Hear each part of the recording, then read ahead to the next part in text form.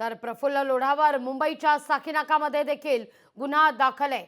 Sakinaka police ठाण्यात POCSO अंतर्गत गुन्हा दाखल आहे। अल्पवयीन मुलीवर अत्याचार केल्याप्रकरणी प्रफुल्ल लोढावर गुन्हा दाखल आहे। लोकशाही मराठीने आवाज उठवल्यानंतर लोढावर गुन्हा दाखल झालाय।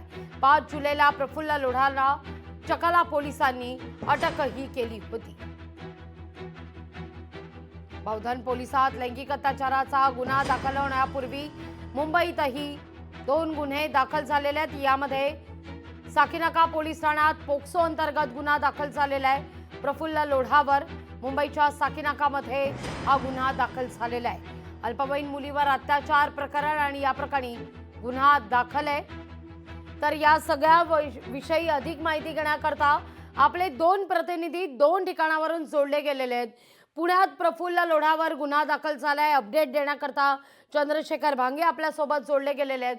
तर लोकशाही मराठीने 5 जुलैला आवाज उठवल्यानंतर या सगळ्या प्रकरणी प्रफुल्ल लोढावर साकीनाकामध्ये देखील पोस्को अंतर्गत गुन्हा दाखल झालेला होता।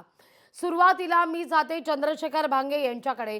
चंद्रशेखर, लोकशाही मराठीने खरं तर आवाज उठवलेला होता 5 जुलैला आणि त्यानंतर मुंबईत गुन्हा दाखल झालेला होता प्रफुल्ल लोढावर।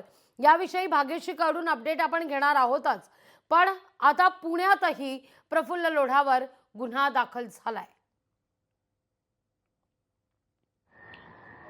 लागवी खरं तर राज्यभरात सध्या गाजत असलेल्या हनी ट्रॅप प्रकरणामध्ये प्रफुल्ल लोढा यांचं नाव आलं होतं। आपण पाहिलं की 2 दिवसापूर्वी संजय राऊत सुद्धा यांनी ट्विट करून या संदर्भातली माहिती दिली होती, परंतु पुण्यातील बावधन पोलिसांमध्ये प्रफुल्ल लोढा याच्या विरोधात एका 35 वर्षीय महिलेच्या पतीला नोकरीचं आमिष दाखवलं आणि त्या बदल्यामध्ये या 35 वर्षीय महिलेसोबत आरोपी प्रफुल्ल लोढा यांनी लैंगिक अत्याचार केलेले आहेत।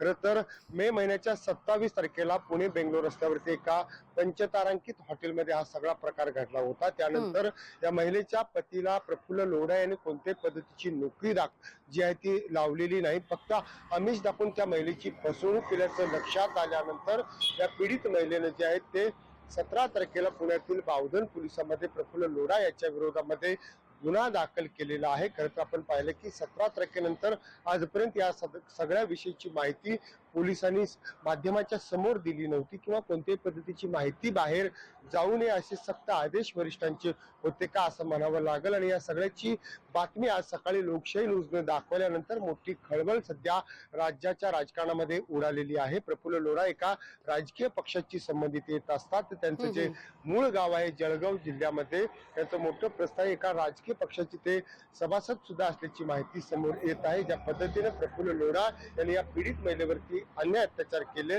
या सगळ्या प्रकरणाला काय हनी ट्रॅपचं काय अँगल आहे का किंवा त्या कोणती बाजू आहे का याचा तपास देखील आता पोलीस जे आहे ते करताना या ठिकाणी लागवी दिसत आहेत। लागवी अगदी चंद्रशेखर, तुम्ही असेच आमच्या सोबत जोडलेला। थेट जाते मुंबईला आपल्या प्रतिनिधी भाग्यश्री आचार्य प्रधान यांच्याकडे। भाग्यश्री, खरं तर हा सगळा मुद्दा 5 जुलैलाच लोकशाही मराठीने उपस्थित केलेला होता।